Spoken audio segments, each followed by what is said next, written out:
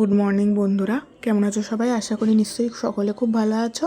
আমার কালকে রাতে একটু হালকা জ্বর এসেছিলো, তো এখন ঠিক আছে। চোখ মুখটা দেখো একটু হালকা ফুলে গেছে। তো চলো আজকে আমার বরের সম্বন্ধে কিছু কথা বলবো। তো এমন একটা মানুষ, আমি যখনই কিছু খেতে চাই তখনই সেই জিনিসটা এত পরিমাণে আনবে, প্রতিদিন আনতে থাকবে যতক্ষণ না আমার সেই জিনিসটার প্রতি ঘৃণা ধরবে।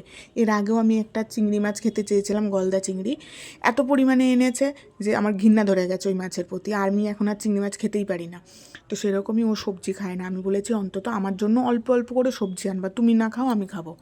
তো এত পরিমাণে সবজি এনেছে, এমন আমার সবজির ঘৃণা ধরবে যতক্ষণ, ততক্ষণ আনতেই থাকবে। একটা গম্বুজ মার্কা লাউ নিয়ে এসছে, একটা মানুষের মাথার সাইজের বাঁধাকপি, ফুলকপি, ছিম, এত সবজি কে একটা মানুষ খেতে পারে? আর শুকিয়েও তো যাবে বলো, আমি একা খাবো। এরকম কার কার বর আছে অবশ্যই কমেন্ট করো তো। কোনো জিনিস যদি আমি বলেছি খেতে ভাল লাগছে, সেই জিনিসটাকে আনতেই থাকবে আনতেই থাকবে। দেখো বাঁধাকপিটা